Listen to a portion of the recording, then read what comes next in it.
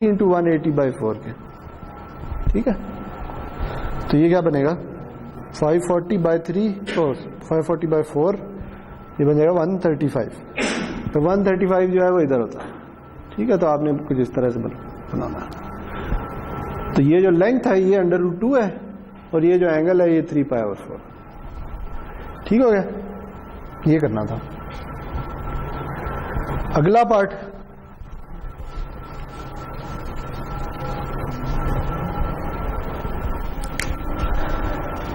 Part में है जी √ सबके ऊपर ही आ रहा है 2EJ3π/4 डिवाइडेड बाय J, सही है। देखिए अब आपने इधर √ लेना है ना, तो x इंटू वाई का √ क्या होता है x √y √, ठीक है।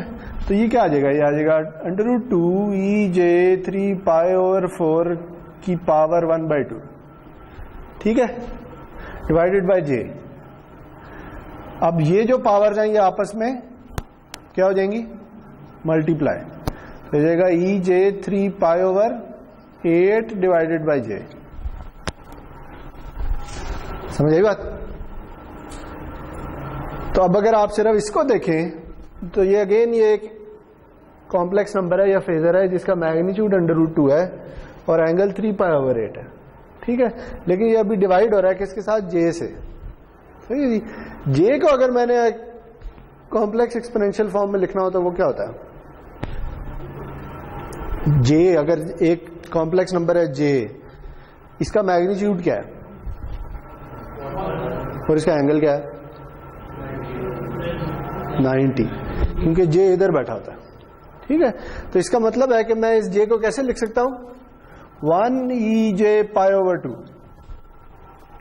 ठीक हो गया। तो 1 तो लिखे ना लिखे उससे फर्क नहीं पड़ता, ये π/2 ऊपर जाएगा तो माइनस हो जाएगा, सही है जी। तो ये क्या बन जाएगा, ये बनेगा √2EJ3π/8 माइनस π/2, सही है।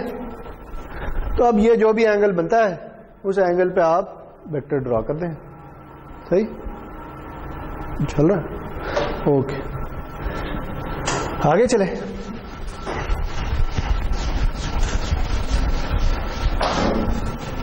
तीसरे सवाल में पूछा हुआ है जी कि आपको ये एक सिस्टम दिया गया जिसकी इनपुट आउटपुट एक्सप्रेशन आपको पता है, ठीक है।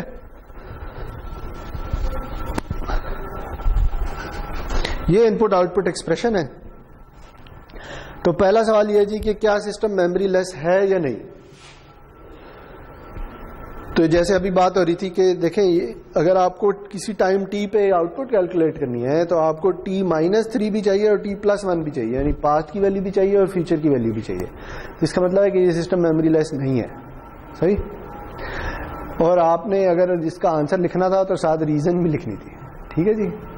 क्योंकि ये देखें ये नीचे क्या लिखा है, in each case either prove the statement और गिव अ काउंटर एग्जाम्पल, सही है जी। तो अगर आप कह रहे हैं ना कि ये सिस्टम मेमोरी लेस नहीं है तो कम से कम साथ ये लिख लें कि एक्सप्रेशन ये बता रही है कि आपको 3 पीछे वाली और 1 आगे वाली वैल्यू भी चाहिए, सही हो गया। आगे चले। इज द सिस्टम लीनियर, ये ज्यादातर लोगों ने वैसे ठीक किया हुआ था। इसमें वही जो लीनियरिटी का हम प्रिंसिपल पढ़ चुके हैं वही यूज होगा, प्रिंसिपल ऑफ सुपरपोजिशन। और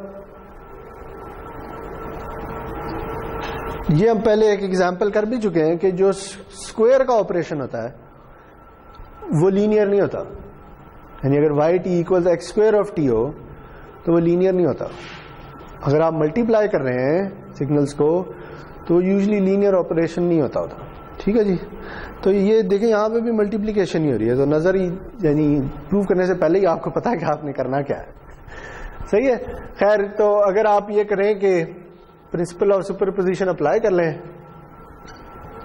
उसमें 2 चीजें होती हैं। एक क्या होती है कि अगर आप सिग्नल को स्केल करें किसी नंबर से तो आउटपुट भी उसी नंबर से स्केल हो जानी चाहिए, सही है। तो अगर मैं एक इनपुट ले लेता हूं x1 ऑफ t, जो कि असल में है कि अगर मैं इनपुट किसी x ऑफ t को a से स्केल कर दूं तो अब मैं ये देखना चाहता हूं कि इसके अगेंस्ट आउटपुट क्या आती है। सही है,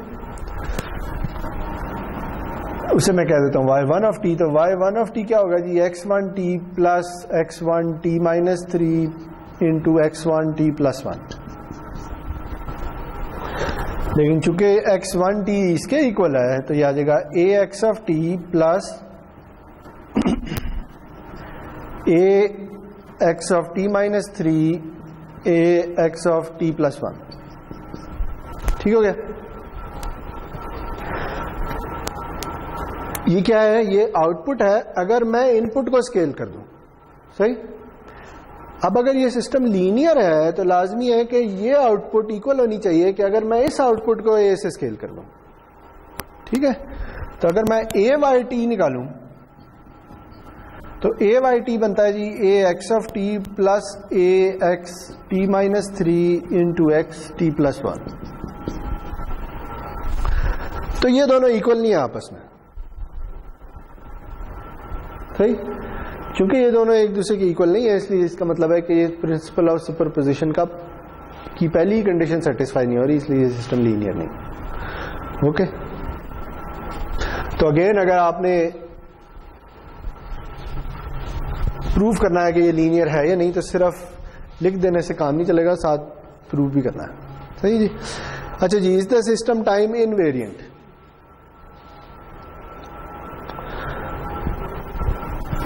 तो अगेन टाइम इनवेरिएंट क्या होता है?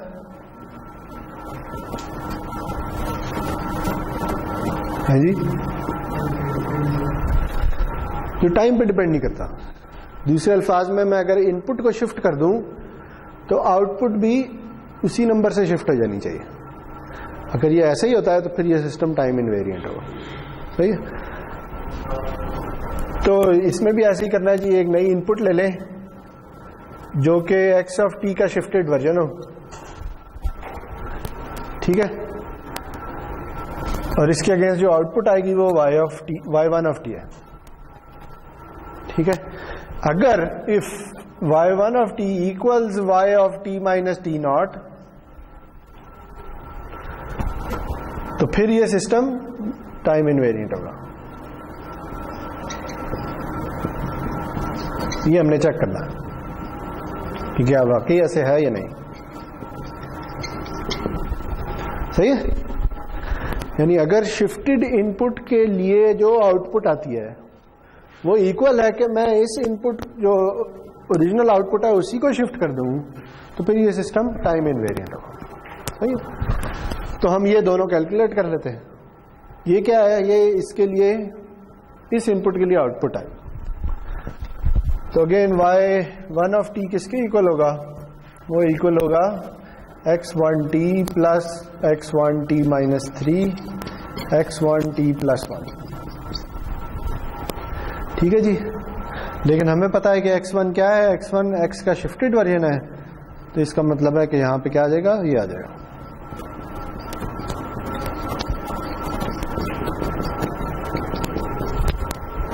ओके, तो y1 टी तो निकल आया। अब अगर मैं इसी आउटपुट को शिफ्ट कर दूं टी नॉट से तो मुझे क्या कैलकुलेट करना है, y of T minus T not. तो ये इस एक्सप्रेशन में जहां टी आ रहा है वहां टी माइनस टी नॉट आ जाएगा।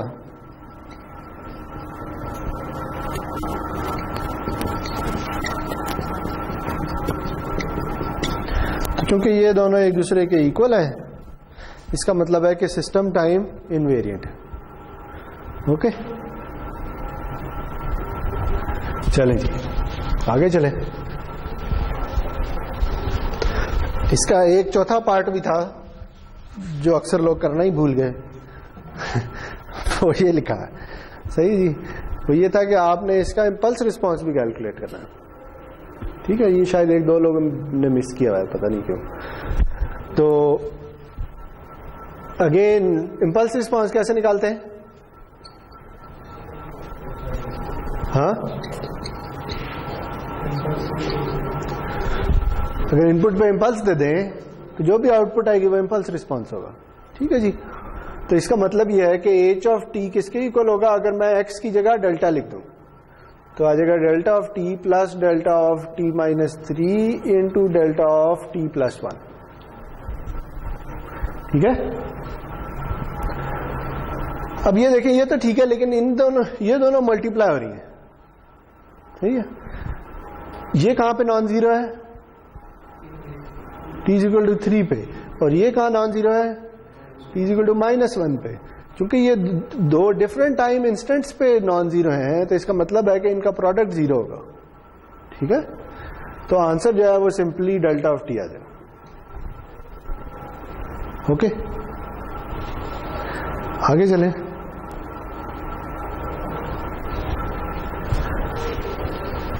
अच्छा जी, नेक्स्ट क्वेश्चन ये था कि आपको ये दो सिग्नल्स दिए हैं, बताना है कि ये पीरियोडिक है या नहीं। तो जो पहला सिग्नल है वो ये जे पाई टी इंटू -1। अच्छा जी, इसमें अगर आप देखें, इसे आप खोल के लिख सकते हैं E of J pi T E of minus J, ऐसे ही है। देखिए अब इसमें दो फैक्टर जो हैं, इनमें सिर्फ एक टाइम डिपेंडेंट है, ये तो कांस्टेंट है। ठीक है, तो इसका मतलब है कि ये तो कांस्टेंट है, इसलिए इसका पीरियोडिसिटी पे कोई फर्क नहीं पड़ता, इससे पीरियोडिसिटी डिफाइन होगी। और ये कॉम्प्लेक्स एक्सपोनेंशियल सिग्नल है, तो इसका मतलब है कि कॉम्प्लेक्स एक्सपोनेंशियल सिग्नल तो हमेशा ही पीरियोडिक होते हैं। तो ये पीरियोडिक है जी, पहली बात।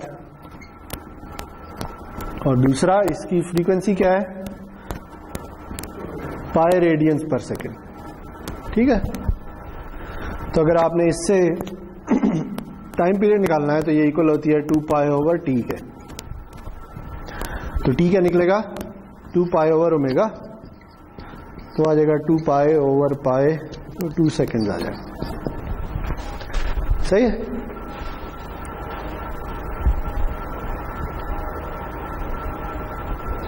अगला पार्ट।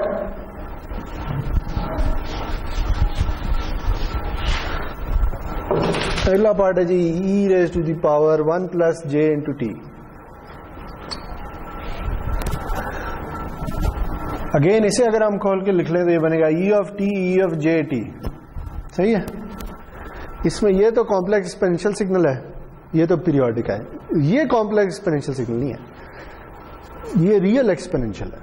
ठीक है, और ये पीरियोडिक नहीं होता, ये जैसे जैसे टाइम की वैल्यू बढ़ती जाएगी इसकी वैल्यू बढ़ती जाएगी। तो इसका मतलब है कि अगर ये कोई पीरियोडिक सिग्नल किसी ए पीरियोडिक सिग्नल के साथ मल्टीप्लाई हो रहा हो तो टोटल सिग्नल भी ए पीरियोडिक होता है। ठीक है, तो इसका मतलब है कि ये सिग्नल पीरियोडिक नहीं है। ओके, चलें जी, अब आगे 5वें सवाल पे।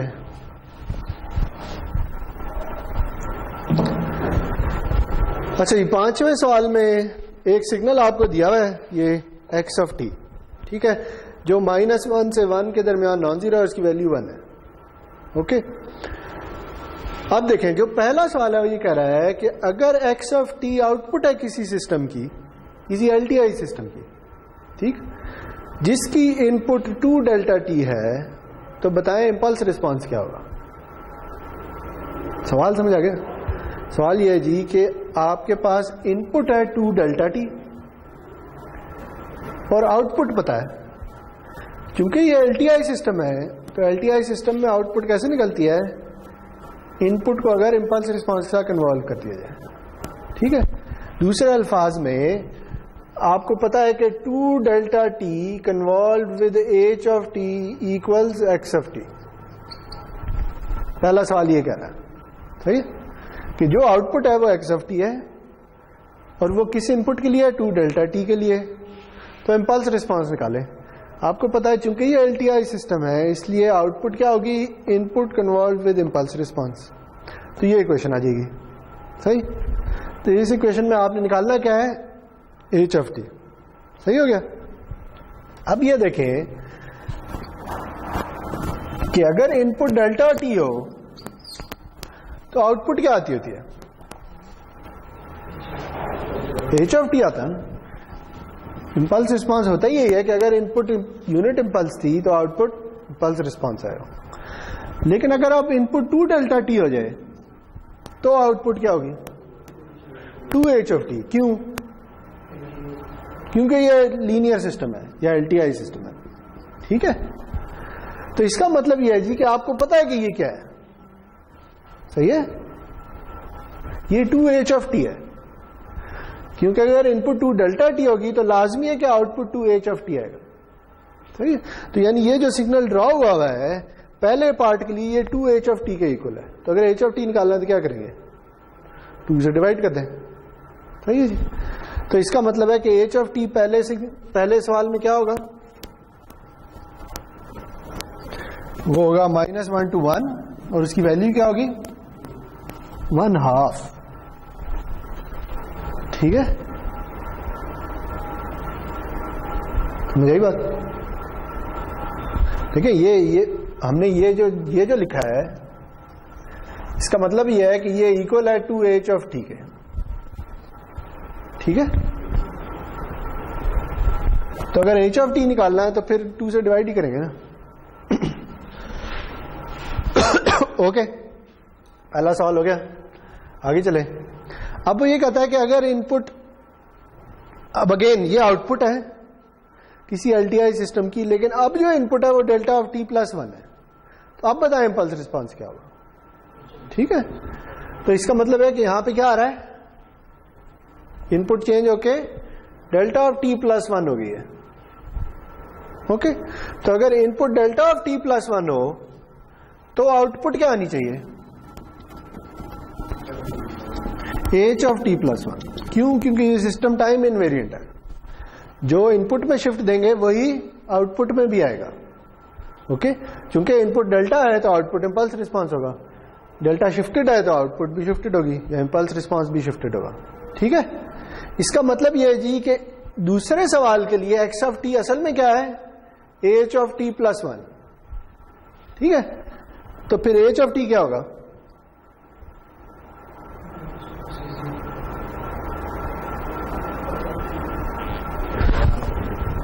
नहीं ये पहले से एडवांस्ड है, ठीक है। ये जो सिग्नल आपको दिया हुआ है ये h ऑफ टी प्लस 1 है, ये एडवांस्ड है, तो इसे पीछे वापस लेके आना है, ठीक है, तब h ऑफ टी बनेगा ना।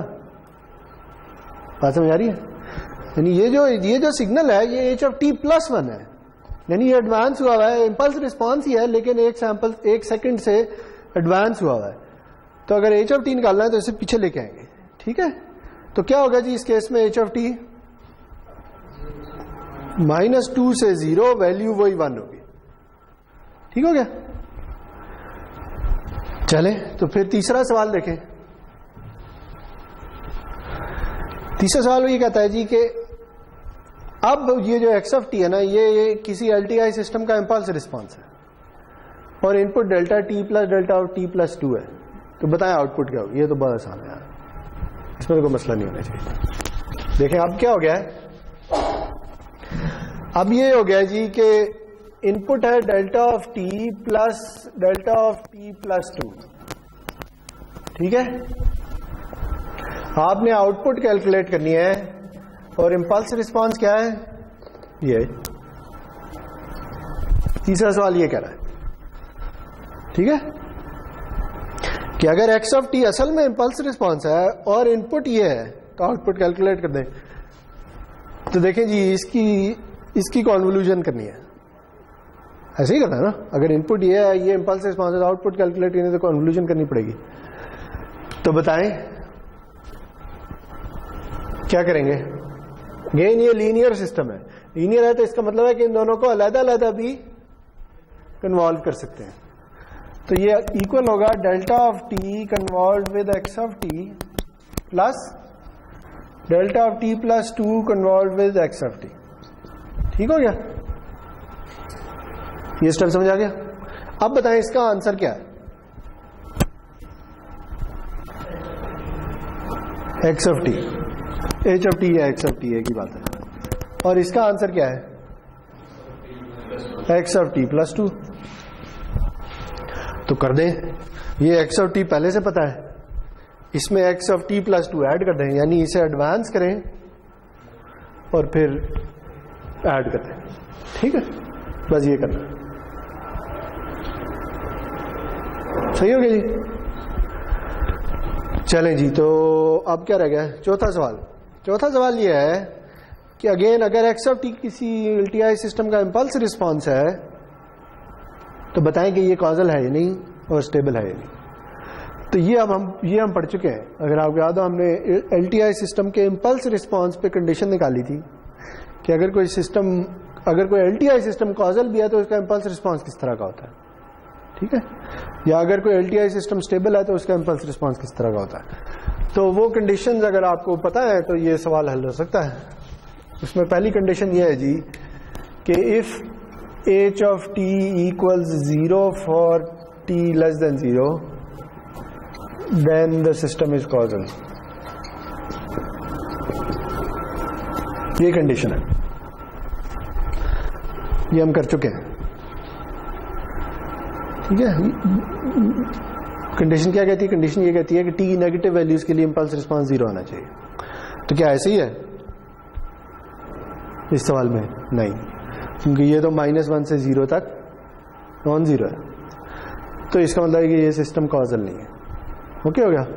स्टेबिलिटी की क्या कंडीशन है? स्टेबिलिटी की कंडीशन है कि इंपल्स रिस्पांस को एब्सोल्युटली समेबल होना चाहिए। वो क्या, इसका क्या मतलब है? उसका मतलब यह है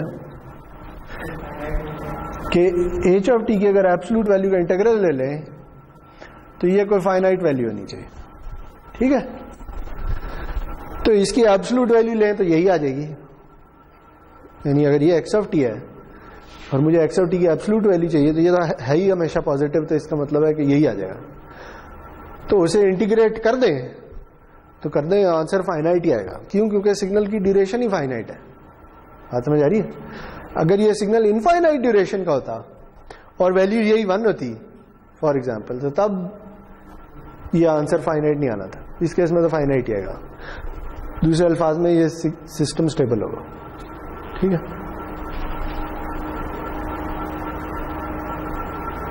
यार मुझे लगता है मैंने इसमें कुछ गलती कर दी है। इसमें हमने क्या कहा था कि अगर इनपुट डेल्टा ऑफ टी है तो आउटपुट एच ऑफ टी आएगी, अगर input delta of T plus 1 है तो output H of T plus 1 आएगी। इसका मतलब ये एच ऑफ टी प्लस 1 है। तो अगर आपने इससे एच ऑफ टी निकालना है तो आप इसे डिले करेंगे, एडवांस नहीं करेंगे, इस तरफ लेके जाएंगे। मैंने शायद गलत ड्रॉ कर दिया था, ठीक है? यानी अगर ये एच ऑफ टी प्लस 1 है तो एच ऑफ टी जो है वो 0 से 2 तक होगा, ठीक है? सही कह रहा हूं मैं? क्योंकि अगर ये एच ऑफ टी है और आपने H of T plus 1 draw करना है तो आप क्या करेंगे? इसे पीछे लेके जाएंगे ना, तो ये चीज बन जाएगी, ठीक है? तो ये गलत ड्रॉ किया था, सॉरी, ये ठीक कर लिया। सही किया था, -2 से 0 नहीं किया था इधर। मैंने शायद गलत लिखा था, मुझे याद पड़ रहा है। अच्छा जी, आगे चले। छठा सवाल। छठा सवाल मुश्किल सवाल था। अच्छा जी, देखिए, अगर आपको यह पता है कि इस सवाल का मतलब क्या है तो फिर मुश्किल नहीं था, ठीक है? आपको एक पीरियोडिक सिग्नल दिया हुआ है जिसके एक पीरियड की वैल्यू ही है, सही है? यानी अगर हम इसे ड्रॉ कर लें तो ये कह रहा है जी कि t -1 से 0 तक इसकी वैल्यू है 1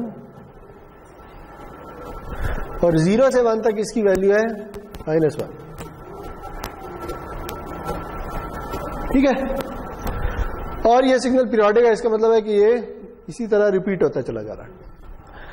अब सवाल ये कहता है कि इससे कॉम्प्लेक्स एक्सपोनेंशियल्स के लीनियर कॉम्बिनेशन की फॉर्म में लिख लें। तो कौन सी चीज है जो किसी पीरियोडिक सिग्नल को कॉम्प्लेक्स एक्सपोनेंशियल सिग्नल्स की लीनियर कॉम्बिनेशन की फॉर्म में लिखती है?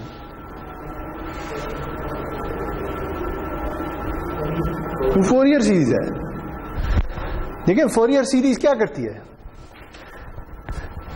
फोरियर सीरीज ये कहती है कि किसी भी periodic signal x of T को कैसे लिखा जा सकता है? इस फॉर्म में लिखा जा सकता है। और ये जब हमने पढ़ी थी तो हमने ये कहा था कि ये क्या है? ये बेसिकली ये है कि हमने बहुत से कॉम्प्लेक्स एक्सपोनेंशियल्स ले लिए, ठीक है? बहुत से क्यों? क्योंकि के माइनस इन्फिनिटी से इन्फिनिटी तक जा रहा है, ठीक, और उन्हें ए के से मल्टीप्लाई करके सबको ऐड कर दिया।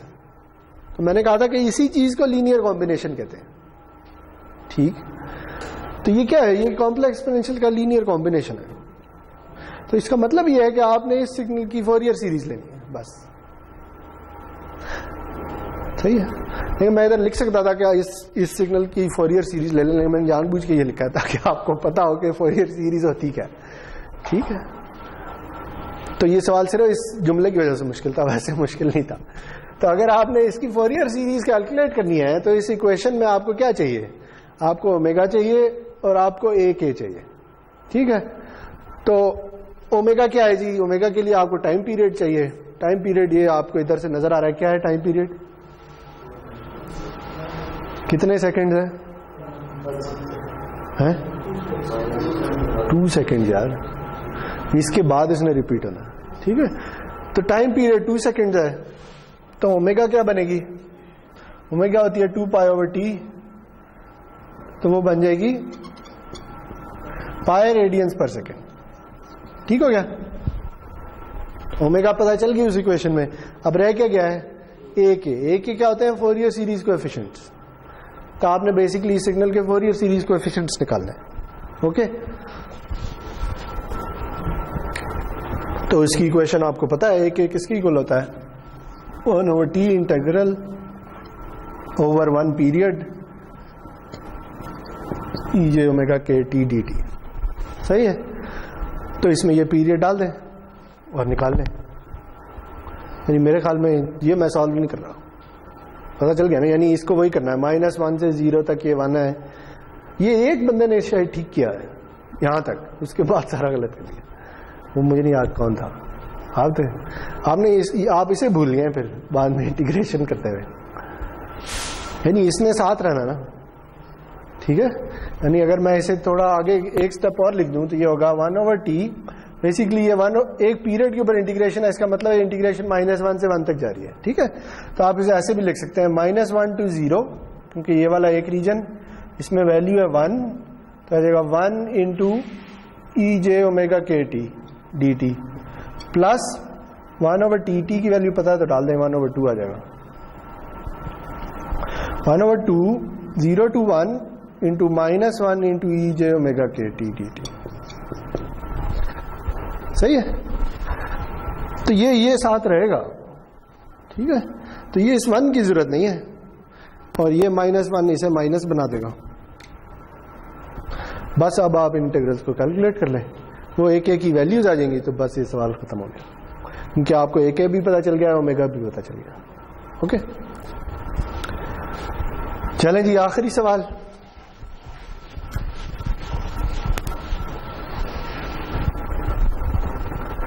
आखिरी सवाल में आपको अगेन इंपल्स रिस्पांस दिया हुआ है और इनपुट भी दी हुई है, आउटपुट कैलकुलेट करनी है। तो क्या करना होगा? कॉन्वोल्यूशन करनी होगी, सही। तो h ऑफ n है जी u of n minus u of n minus 2। तो ये क्या बनेगा?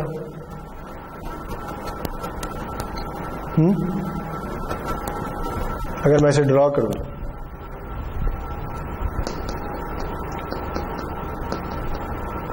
क्या ख्याल है जी? ठीक है ना, u ऑफ n शुरू होगा 0 से और तमाम पॉजिटिव या नॉन जीरो वैल्यूज के लिए 1 होगा, लेकिन ये 2 पे ये आ जाएगा और इसकी वैल्यू -1 होगी। तो इसका मतलब है कि सिर्फ 2 ही सैंपल्स होंगे, इनकी वैल्यू 1 होगी, बाकी सब 0 होंगे, ठीक है। ये समझ आई मैंने कैसे लिखा है?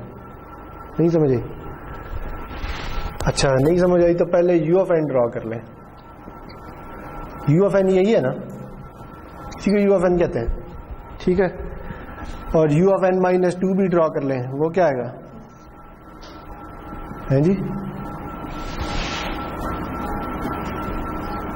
u ऑफ n माइनस 2 कैसा होगा?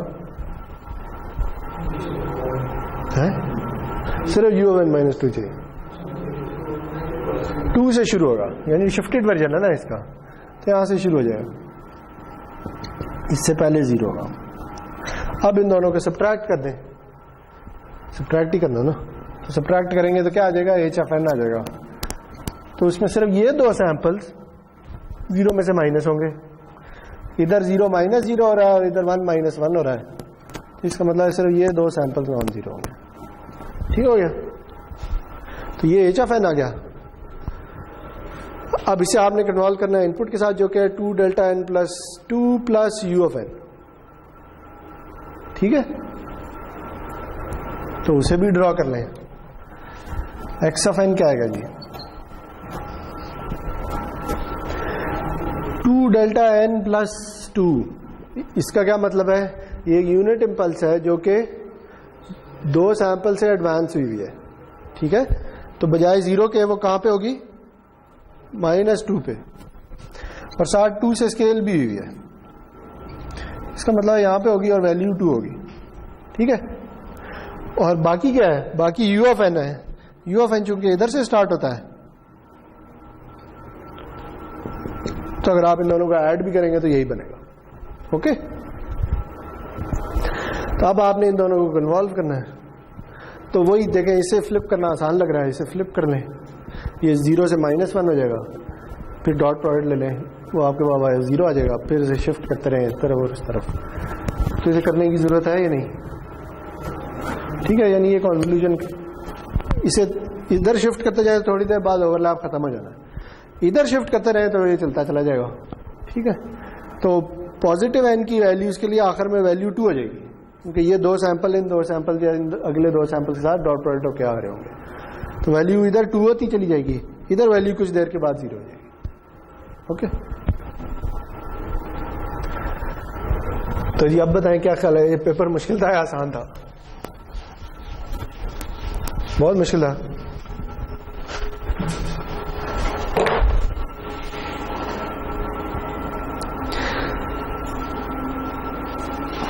चलें 20 मिनट रह गए, अब हम आगे चलते हैं।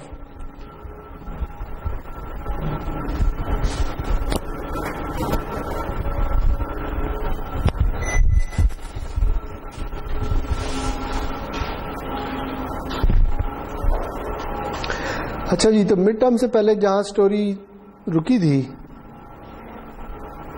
वो हम कर रहे थे प्रॉपर्टीज ऑफ फोरियर सीरीज। ठीक है, फोरियर सीरीज पढ़ चुके हैं, फोरियर सीरीज के एग्जिस्टेंस की कंडीशंस पढ़ चुके हैं कि कब फोरियर सीरीज एग्जिस्ट करती होती है या कब फाइनाइट होती है, और हमने उसकी प्रॉपर्टीज पढ़ना ही शुरू कर दी थी। उसकी में 2 प्रॉपर्टीज हम पढ़ चुके थे, एक थी लीनियरिटी, ठीक है, और एक थी time shift.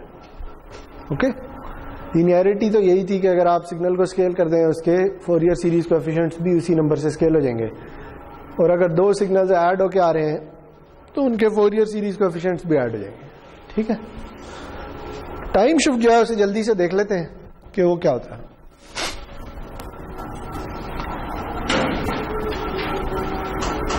Again, Fourier series की प्रॉपर्टीज पढ़ने का मकसद ये था कि आप अगर अपने सिग्नल को मैनिपुलेट कर रहे हैं, चेंज कर रहे हैं, तो आपको आइडिया हो कि उससे फोरियर सीरीज कोएफिशिएंट्स के साथ क्या हो रहा है, या दूसरे अल्फाज में अगर आप सिग्नल को टाइम में छेड़छाड़ कर रहे हैं उसके साथ, तो फ्रीक्वेंसी डोमेन में उसके साथ क्या हो रहा है।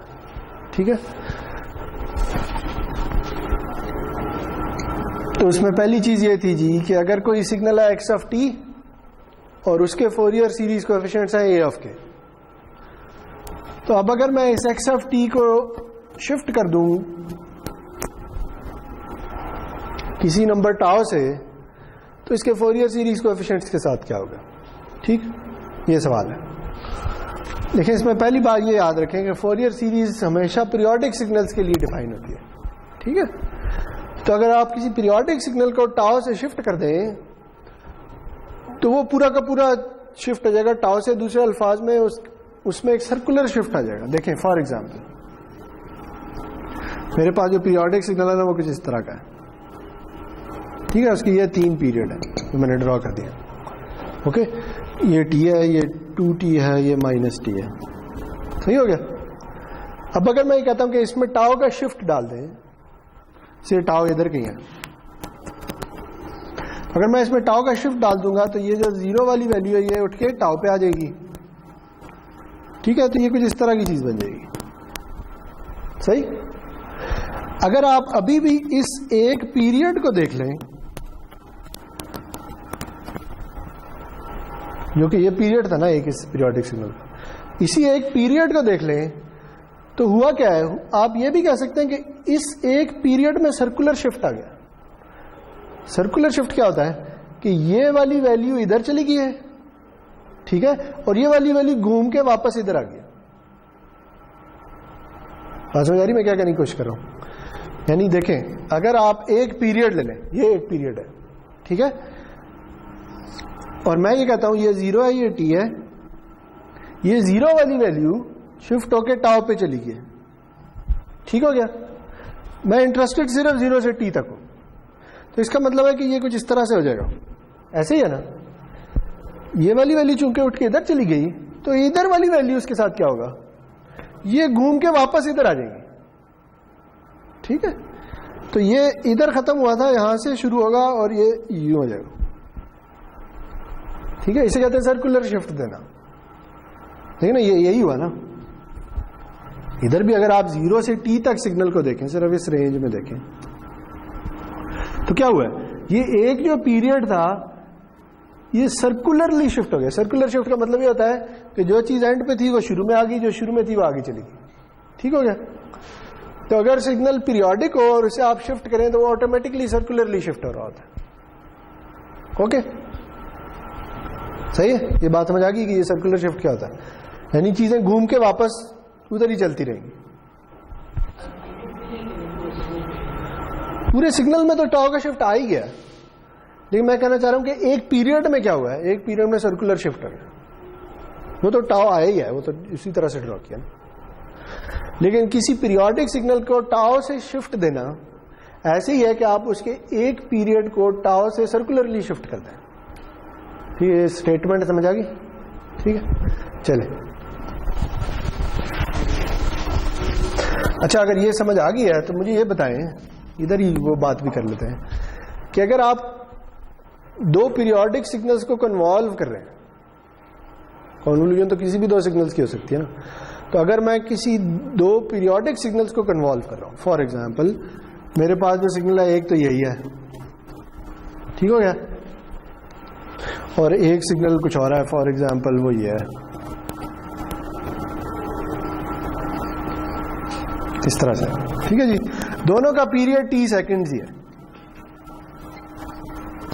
ठीक हो गया, सही है। जो पीरियोडिक सिग्नल्स की कॉन्वोल्यूशन है ना, वो एक ही पीरियड के ऊपर डिफाइन होती है। वो कुछ इस तरह से होती है, यानी अगर ये x ऑफ t है और ये y ऑफ t है, और मुझे कैलकुलेट करना है x of t convolve with y of t, तो ये वही होगा x of tau y of t minus tau D tau, सही है। लेकिन ये जो इंटीग्रेशन है ना, ये एक पीरियड के ऊपर होगी, कोई भी पीरियड ले लें, वो आपकी मर्जी, सही है। तो इसे हम यही वाला पीरियड ले लेते हैं, सही है जी। तो अब क्या करना है हमने, अगर कन्वोल्यूशन करनी है तो हम ये सिग्नल पकड़ेंगे, इसे फ्लिप करेंगे या इसे पे फ्लिप करेंगे, किसी को भी फ्लिप कर लें, आपकी मर्जी है, ठीक है।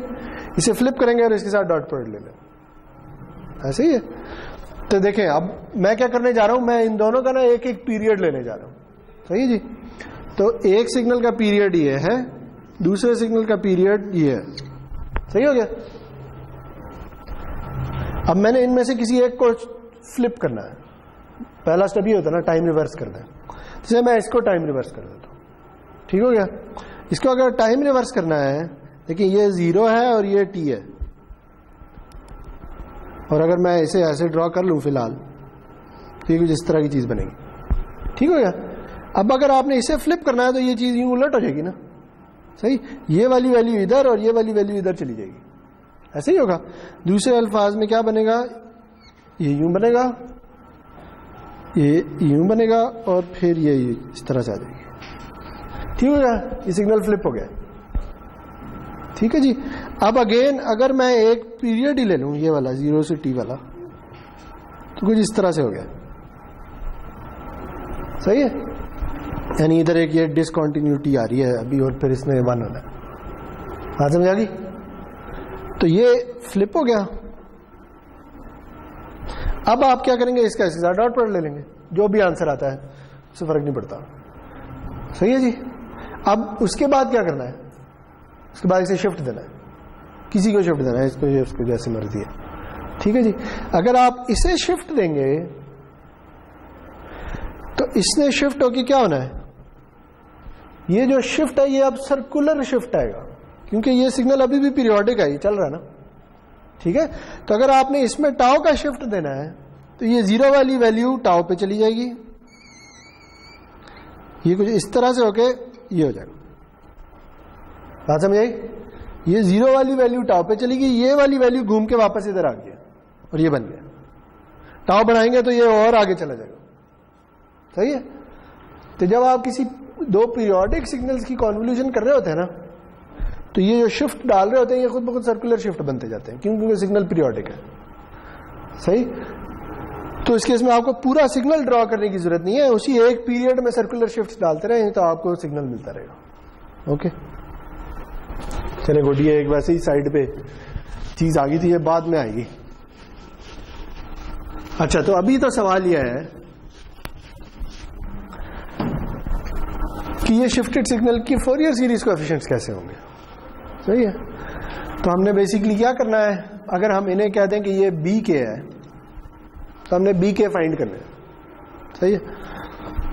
तो बी के किसके इक्वल होगा, वो होगा 1/t integral over 1 period of x of t minus tau e minus j omega k t dt।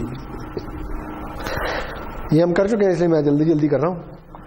करना यह है कि इस t माइनस टी को एक नए वेरिएबल से सब्सटीट्यूट कर दें। Let t prime equals t minus tau. ठीक है। तो अब क्या हो जाएगा, ये हो जाएगा 1/t integral over 1 period x of t prime e of minus j omega k, और t की जगह क्या आ जाएगा, t prime plus tau dt। ठीक है। t माइनस टाउ की जगह t प्राइम डाल दिया, जहां t आ रहा है वहां क्या आएगा, इसको इधर ले जाए, t प्राइम प्लस टाउ। ठीक हो गया जी। और ये क्या है, ये है 1/t integral over 1 period x of t prime e of minus j omega t prime और e of minus j omega tau dt। ठीक है।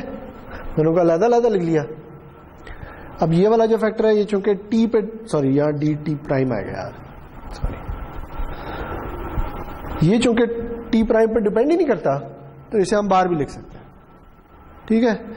तो ये आ जाएगा जी e of minus j omega k tau 1/t x of t prime e of minus j omega k t prime dt prime.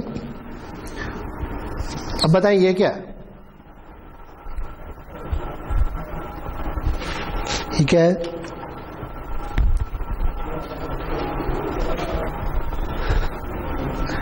ये किसके Fourier series coefficient है, ये a के है। ठीक है। क्योंकि ये ओरिजिनल सिग्नल के फोरियर सीरीज कोएफिशिएंट्स आ गए। तो बना क्या, बना ये एक, सॉरी,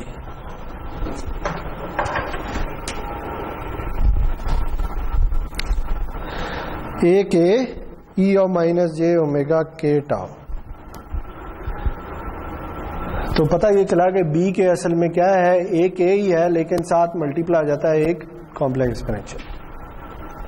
ठीक है जी।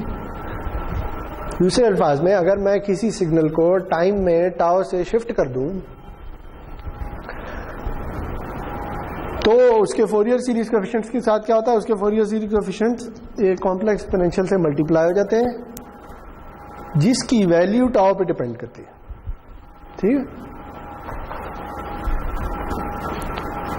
इसकी एग्जांपल हम कर चुके हैं, इसलिए मैं नहीं करूंगा, आगे चलते हैं।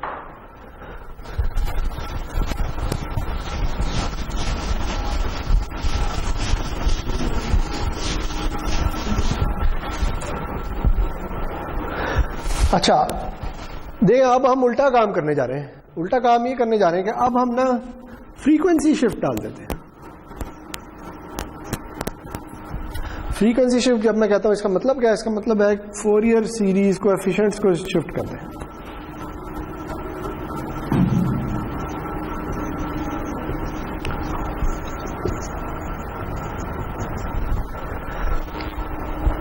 यानी पहले हमने क्या किया था, पहले हमने सिग्नल को टाइम में शिफ्ट किया था, देखा था कि उसके फोरियर सीरीज कोएफिशिएंट्स के साथ क्या हुआ है।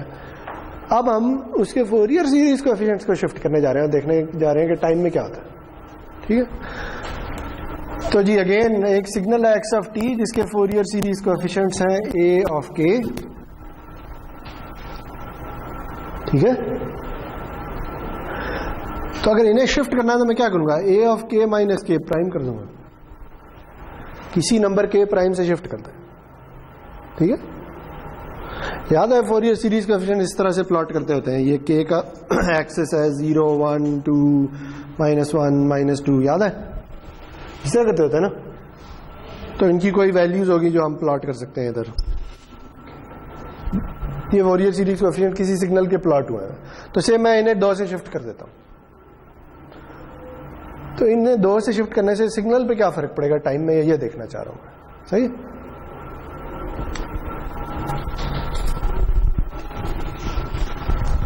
तो बेसिकली अब हमने क्या करना है, वापस जाना है, वापस जाके देखना है कि अब क्या हमें एक्स ऑफ टी मिल रहा है या कुछ और मिल रहा है। सही है, तो से मैं कह देता हूं कि ये जो है ना ये y ऑफ टी है कुछ, तो y ऑफ टी क्या होगा, y of T Fourier series ये कहती है जी वो होगा a of k minus K prime E J omega K T, K goes from minus infinity to infinity. ऐसे ही है ना, अगर किसी सिग्नल के फोरियर सीरीज कोएफिशिएंट्स पता है तो उस सिग्नल को उसकी फॉर्म में कैसे लिखते हैं, ऐसे ही लिखते हैं ना। ठीक है,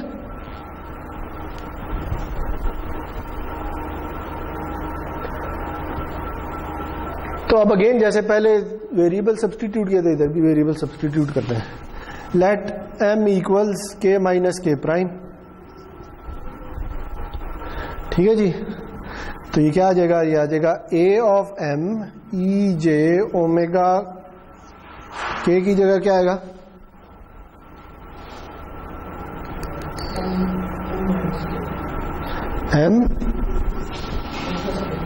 m प्लस के प्राइम।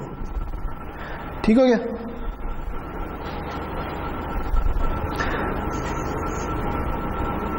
ये समेशन अब m पे होगी। सही है, हर जगह जहां k आ रहा है हम उसे m से रिप्लेस करना चाह रहे हैं। तो यहां k माइनस के प्राइम था तो वो m आ गया, जहां k था तो m प्लस के प्राइम आ गया।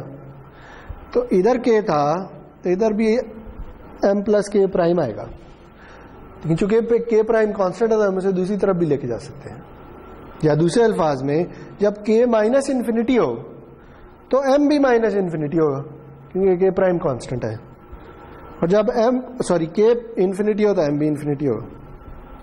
ठीक है, तो लिमिट्स पे कोई फर्क नहीं पड़ेगा। ओके, ये बन गया। अब अगेन क्या कर सकता हूं मैं, इसे खोल के लिख सकता हूं, ये आ जाएगा m equals minus infinity to infinity a m e j omega m t into E J omega K prime T. ठीक हो गया, ये जो टर्म है ये चूंकि m पे डिपेंड ही नहीं करती तो इसे हम बाहर भी लिख सकते हैं। तो ये क्या बनेगा जी, E J omega K prime T summation m goes from minus infinity to infinity a m e j omega m t। अब मुझे बताएं ये क्या है,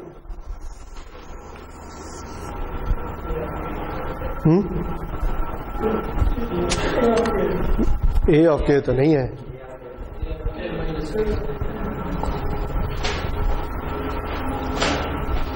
a नहीं है,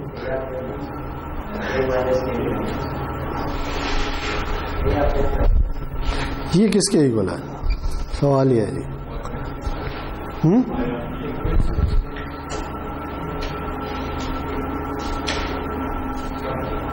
ये किसके फोरियर सीरीज कोएफिशिएंट्स हैं?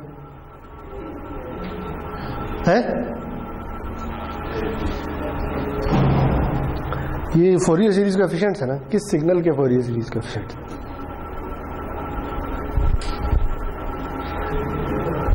है? अच्छा, अगर मैं इस इक्वेशन को ऐसे लिख दूं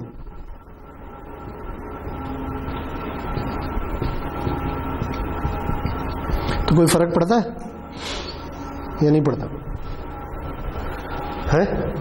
कोई नहीं ना पढ़ता। अब बताइए किसके फोरियर सीरीज का कोएफिशिएंट? नहीं, ये तो ये खुद है यार, उधर लिखा है एक्स ऑफ टी के। तो ये क्या है? ये असल में ये सारा का सारा एक्स ऑफ टी ही तो है, और क्या है? ठीक है, फोरियर सीरीज क्या करती है? यही करती है ना, किसी पीरियोडिक सिग्नल को इस तरह से लिख देती है। तो ये कौन सा पीरियोडिक सिग्नल है जिसके ये फोरियर सीरीज कोएफिशिएंट है? किसके है? एक्स के। तो ये क्या आ जाएगा? ये आ जाएगा ई of J omega K prime T x of T. ठीक है, बात समझ आई? तो पता क्या चला? पता ये चला कि ये जो y ऑफ टी है ये असल में क्या है? ये है ई J omega K prime T into x of T. ठीक है,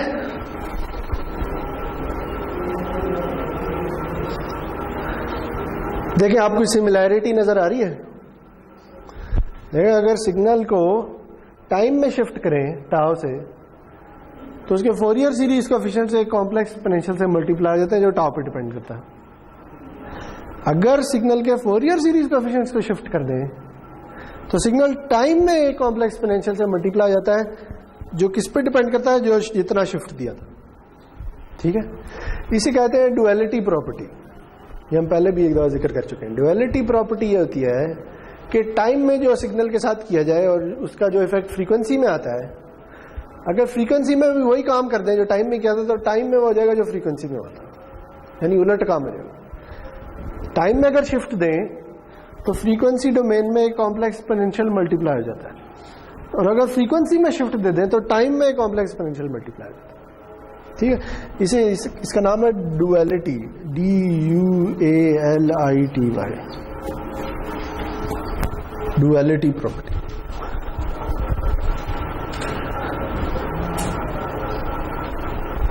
सही जी।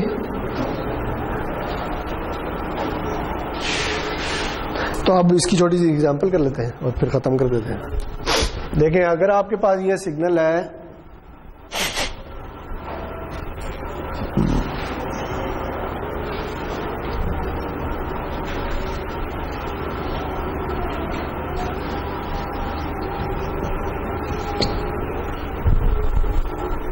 ठीक है जी,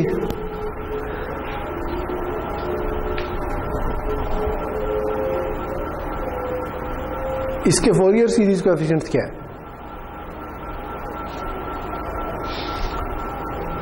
बगैर फोरियर सीरीज कोएफिशिएंट की इक्वेशन यूज की आप इस इक्वेशन को देख के बता सकते हैं कि इसके फोरियर सीरीज कोएफिशिएंट्स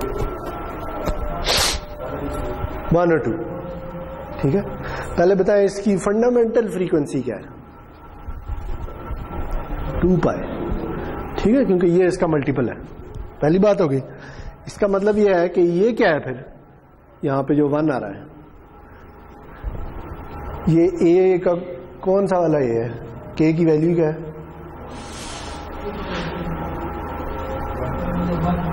k की वैल्यू 1 है, क्योंकि ये असल में क्या है? ये असल में 2 पाई इंटू 1 इंटू टी, और ये क्या है? ये है 2 पाई इंटू 2 इंटू टी।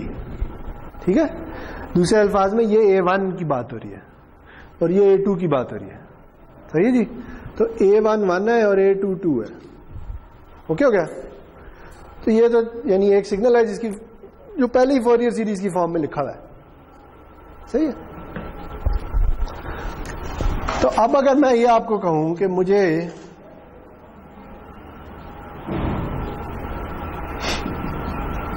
इसके फोरियर सीरीज कोएफिशिएंट्स बताएं, इसके चले नाम बताएं, इसके बता दें।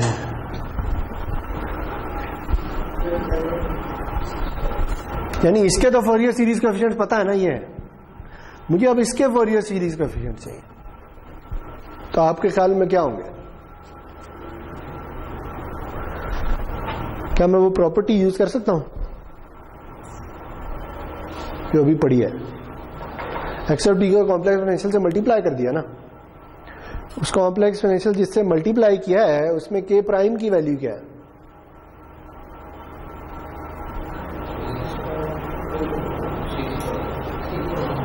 है। ठीक है, ये ऐसी है ना जैसे इसे ऐसे लिख दिया जाए 2 पाई इंटू 3 इंटू टी। तो अगर आप इसे इससे कंपेयर करें तो के प्राइम की वैल्यू क्या बनती है 3। ठीक हो गया। तो अब बताएं जी इसके फोरियर सीरीज कोएफिशिएंट्स के साथ क्या होगा, वो के प्राइम से शिफ्ट हो जाएंगे। ठीक है। तो जो वैल्यू A1 पे 1 थी अब किस पे 1 होगी, किससे शिफ्ट होंगे 3 से। तो इधर क्या आएगा A of 4 और इधर क्या आएगा A of 5 इक्वल्स टू। ठीक हो गया बात समझे। 4 5 कैसे है, देखिए अगर आप इसे इससे मल्टीप्लाई कर दें तो इसके साथ क्या होना है, ये के प्राइम से शिफ्ट हो जाएगा। ठीक है। इसका मतलब ये जो चीज है ये ऐसे ही है कि अगर मैं ऐसे मैं ड्रॉ कर लूं, अगर ये के अगर है तो 0 पे 0, 1 पे 1, 2 पे 2, बाकी हर जगह 0। ऐसे ही है ना। ये फोरियर सीरीज कोएफिशिएंट दो ही नॉन जीरो है, एक A1 और एक A2। ठीक हो गया। अब अगर मैंने इससे मल्टीप्लाई कर दिया इसके साथ तो इसके फोरियर सीरीज कोएफिशिएंट्स ने शिफ्ट हो जाना है। किससे शिफ्ट हो जाना है 3 से। तो फिर क्या बनेगा, ये जो 1 वाली वैल्यू ये कहां चली जाएगी 4 पे और 2 वाली वैल्यू 5 पे। तो यानी A4 1 है और A5 2। ठीक हो गया, समझ आ गई बात। चले